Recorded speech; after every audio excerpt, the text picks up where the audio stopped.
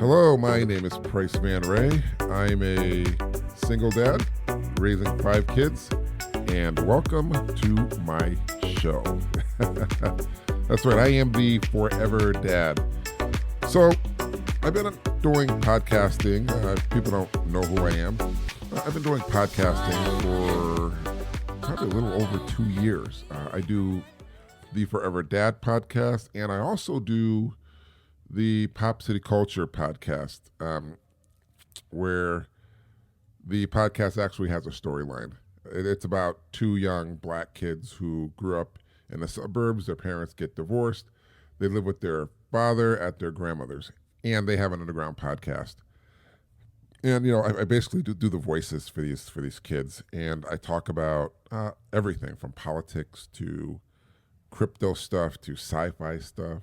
It's pretty amazing. And actually I made that podcast because a couple years ago, 2 years ago, we had that big epidemic, the COVID, and everything was getting closed down, and my company closed down. And I had worked for a factory, which is closed now. But when I worked for the factory, the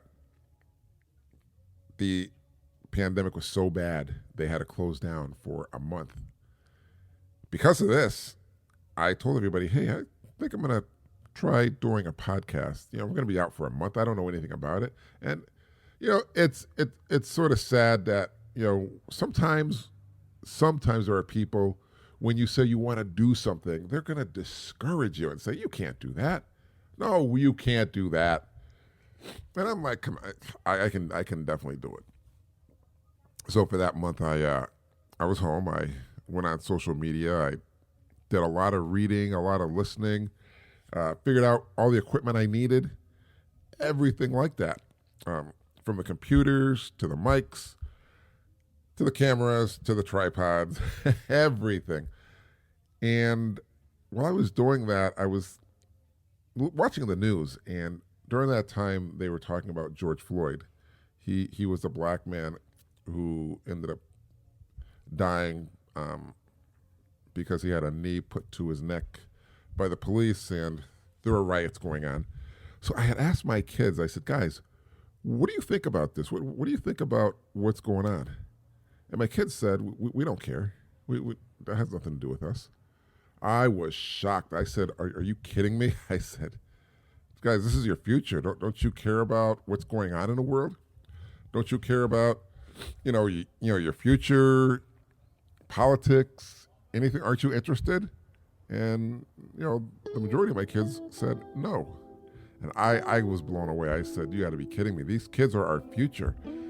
How can they not want to do anything? And, I had always encouraged my kids to vote. But they, some of them didn't want to. They said it doesn't make a difference. And I said, it does make a difference because, there was a time when people couldn't vote. Back in slavery time, obviously, black people, indigenous people, people from overseas didn't have that right to vote. Women didn't have the right to vote. And, people had to fight for their right to vote, especially, women in 1919, I believe. That's when they got the right to vote, women. And, during the 60s, black people, it was a tough time for everybody in certain groups. But I try to instill in my kids, guys, your voice counts. You have to realize this. You can't think that nothing you do doesn't count. So I thought, how could I get my kids interested in politics, interested in world events, interested in anything? So at that point, I ended up saying, I know. I will start a podcast. And what I will do is I will have it geared towards kids. But will kids listen to adults? I don't think so. No. So why not have these 2 characters, Reggie and Hakeem Brown, be the podcast host? And they bounce off each other. And I thought, hey, that's the coolest thing. So that's what I did. I ended up making Pop City Culture. I have almost 150 episodes. I have allergies. Sorry about that. And I also wanted to do a podcast on fatherly advice. So that's basically what I did. I made Forever Dad and Pop City Culture. So having both of these, it was really great. It suited my purposes, and it was right on key. So I'm here to tell you this is the first video podcast I am doing, and I'm very excited about it. So, and it's funny, when you're a dad, it seems like you're always on call. Because right now I'm on my podcast and my daughter's texting me. I don't know why she's texting me or what she wants, but I know she's at work and she might actually be on her way home. So my youngest daughter, she's 21. She's at that age where she can drink, and she's gonna let me know. She's gonna have her wine. She likes it. But I don't have just one kid. I have five, pretty great kids. My oldest daughter, she's 26 or 27. I know dads are bad with the numbers, but all my kids are 2 years apart. So my oldest daughter, she just had a baby. She ended up moving back home for a little bit. She was out in California. I don't think California was what she expected it to be. I think she thought California was going to be like in the movies, like Beverly Hills 90210, but it isn't like that. She was telling me, and she was showing me videos when we were FaceTiming. On our way back from her job, she'd have to step over people in the streets who were sleeping. She could see people on the side of the streets doing drugs. And this is Los Angeles. I think it's Los Angeles, Hollywood. She was shocked at all the stuff she saw. She was saying, LA is like a party city. I said, yes, it is. So I think, thank goodness, she's settling down. She's becoming an adult. My version of what an adult is. Probably not her version, but I mean, she realizes that you have to grow up and you have to be accountable for what you do, and you have to look out for your future.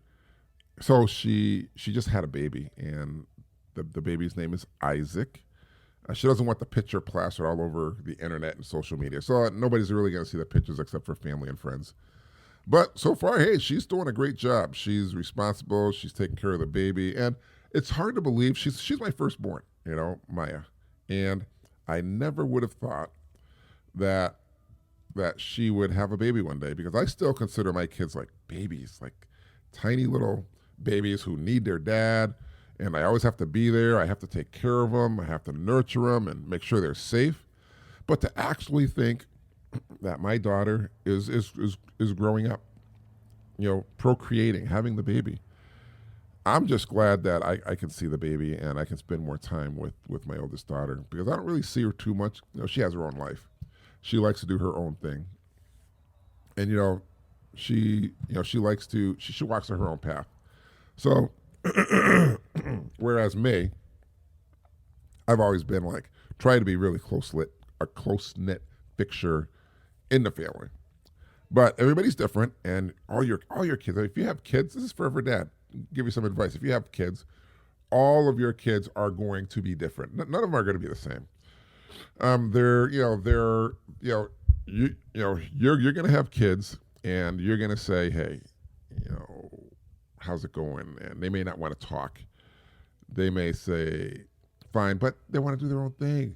And I remember when I was younger, there were times when I just wanted to be alone. I didn't really want to talk to my parents. My parents were old. They don't understand. They can't relate. But, you realize when you're older, your parents do understand. Your parents do relate because they've gone through it. They know what it's like. They know what it's like to be a kid. Whereas kids think they got all the answers, but come on, they don't really know half the questions. So when it comes down to that, you're like, okay. So that's my oldest daughter, And then I have my next daughter, because I have 5 kids, like I said. My next daughter, she is a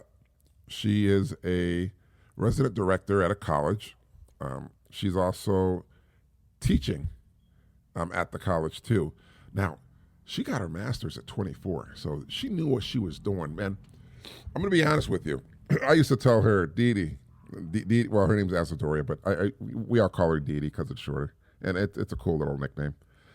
Dee Dee, you need to grow up. You're acting like a kid. You know, you're immature, blah, blah, blah. I thought of all my kids, she would need me the most because she was just, to me, she acted like the baby. We're really close, really, really close. She's my buddy. She's my little bestie. And so it didn't take her long to get her college degree, and she's smart. She's really smart. She knows her stuff. She knows what to do. She knows how to handle people. We were talking the other day, and she goes, we were talking about people and friends and, how to get people to like you. And she pretty much got that right on key, and she figured it out herself. I liked what she had to say. So she's doing really good. And I got to give a shout out to Meg, her best friend, her sister in crime. Yeah, they went to school together. And it's great when you have a childhood friend, especially like Meg. Meg and her family are the best. I've never seen such a great family. It's just awesome. And she's going to be an ear doctor. So Megan and her dad invited my daughter Asadoria down to Florida, where they went to Disney, and they did some sightseeing to see her off. And it's rare when you can find a friend that is more than a friend. They are family. And Megan, her mom and dad and her family, I consider them my family too. I just love them to death. Now, I may not see them all the time or never had a dinner, but I love them because they love my daughter. And they've always been there. I mean, when I was going through the divorce, they were there. They were there. They were right there. And there's no way I can ever thank them. Because, going through a divorce is tough. As if a lot of people know, it is tough. It's not easy. Nobody says, I want to get married just to get divorced. That's insane. Who would do that? Who in the world would do something like that? So that's my daughter, Asadoria. And then next I have my son. And, I also want to say what I admire about all my kids too. So I'm going to hold that off to the end. But I have my son, and my son, he's Soren. So he's probably 22, 23, right around there. I really got to do the math, but he's a really good kid. Really good, good kid. He's college wasn't for him at the time. And that's not bad, because I tell all my kids, you don't need to go to college. You just need to find your path.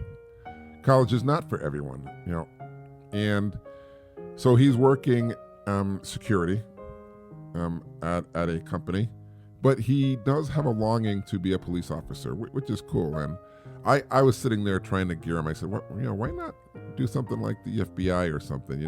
Cops, unfortunately nowadays, they don't really get a lot of respect. I said, being a cop is a very hard job. There are people like you and me, and they have families, and they're brothers and sisters and mothers and daughters and this and that. And they just want to go out there and do their job and protect people. And yes, there are some issues, but I have to believe it's a very small percentage. Unfortunately, that small percentage gets the most press, and they're always caught on videos. But you have to believe in the system, otherwise the system won't believe in you. That's what I was trying to explain to my son. But my son's adamant. I think he wants to go in. He definitely wants to go into law enforcement, and we need people in law enforcement, just like we need people in the military. So that's my son. And then I have my daughter, my youngest daughter, and she's always been my little sidekick. Always, I call her Kitty. Her name's Savanya. I love her to death. She was like the smallest thing when she was born. It was unbelievable. And she's going to school. She's trying to figure it out too, because everybody tries to figure it out. Sometimes it takes people a long time to say, okay, this is what I want to do. So you go to school, you go a semester, you say, this is what I want to do, but I'm not sure and this and that. But believe me, you will figure it out. Blah blah blah. Then I have the last but not least, my youngest son, who's almost as tall as me. I can't believe it. He's 18, just graduated a week ago, and I'm just so surprised how tall he is. He's so tall. He hasn't always been tall, but he sprouted up when we were going through the divorce. My boys lived with their mom, and my girls lived with me. So my ex-wife had 2 of the boys. I had the 3 girls. And I didn't get to see him in that growth spurt, which does hurt a little bit. It actually hurts a lot. Why would it not hurt a lot? You want to see your kids grow up. But he is tall. And I always love this story. I always tell him. But he doesn't have the memory. He doesn't remember this. And I always try to tell my kids to remember certain things. So I tell them over and over, this is what happened, blah, blah, blah. So at my old house, I'm not there anymore. I live with my mom. Yeah, I know. At my age, I'm living with my mom. I just went through a divorce, so bear with it. So I was at my old house, and what happened was I was doing the dishes. And, my kids, they're being kids. They're running around. They're little. They're toddlers. So you don't expect much from them. But they did make a lot of dishes. And I'm thinking we should have had paper plates. So, I'm doing the dishes.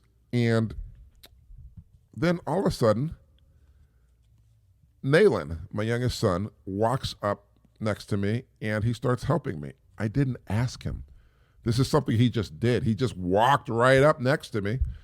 And I looked down and I said, are you kidding me? What a sweet, good kid. I mean, and for him to be helpful like that, that's something that's in a person. I always say, man, this is something that is in you, my friend. And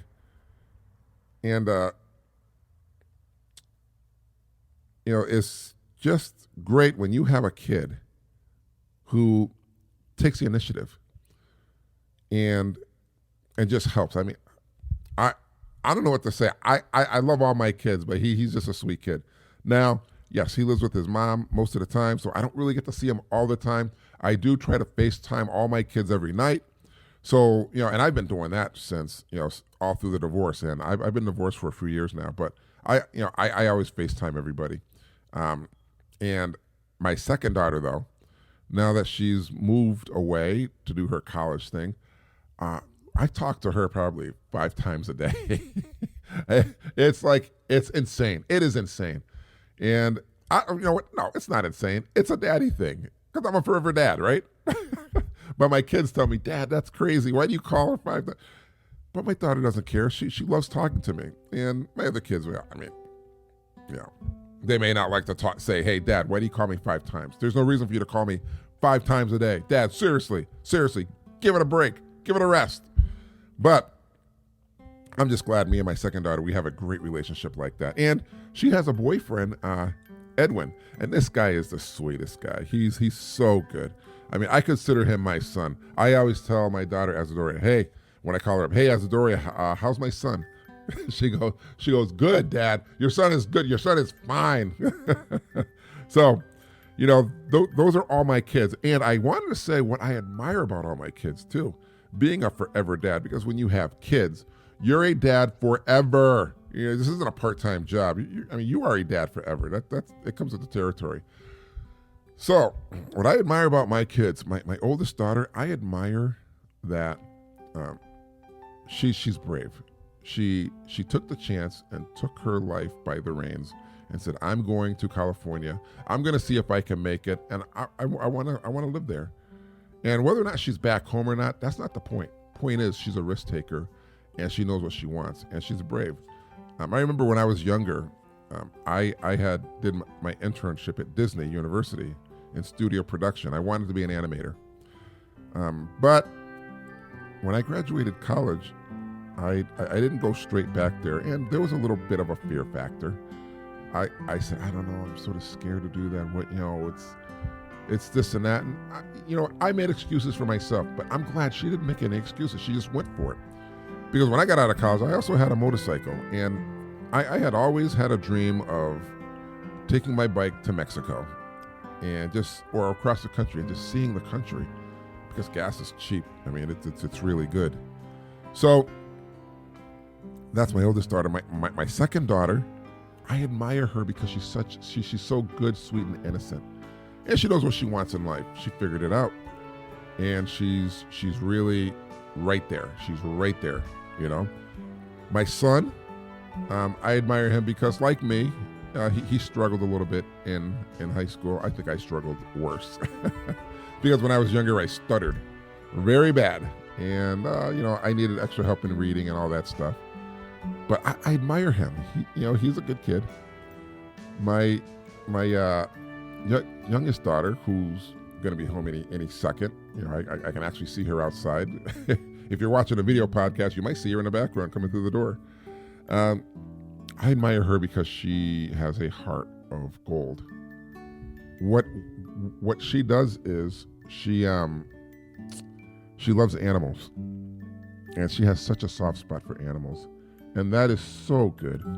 I mean, you could see the love she has in her eyes for these animals. It's amazing. It's truly amazing.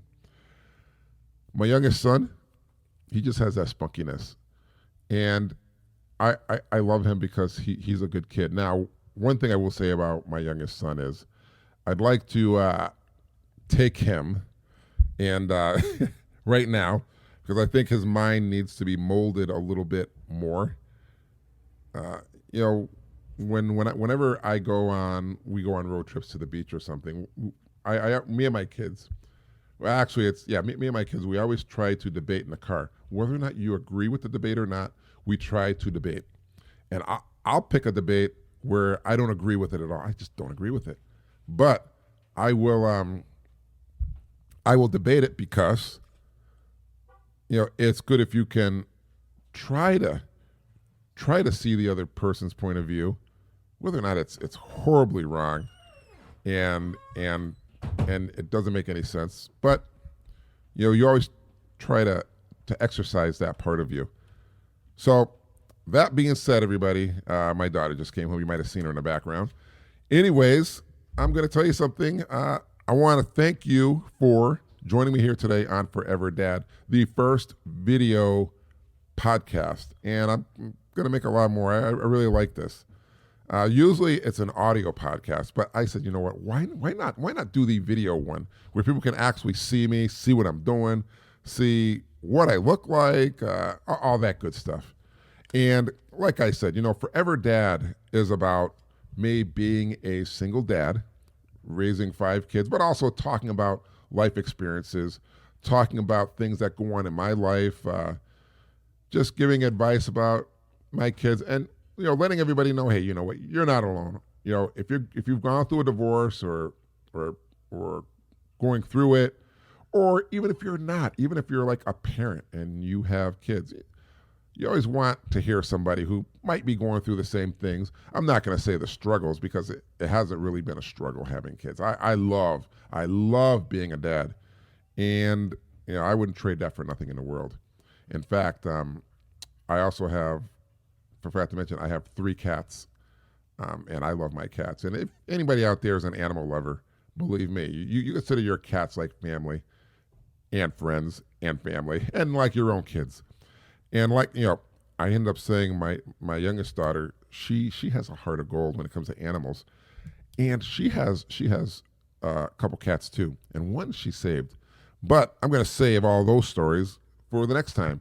But that all being said, I do want to thank you for listening. It's been great. Don't forget to be nice and talk nice to everyone you see. It's free. It doesn't cost you nothing. Is it hard to smile at somebody? No. And remember this one last bit of advice. Tomorrow is never promised, so don't go to bed angry at your child or anyone you love. And before you go to bed tonight, hug your child and tell them, I will love you forever, Dad. All right, everybody. I'll see you next time here on Forever Dad, my show. Bye.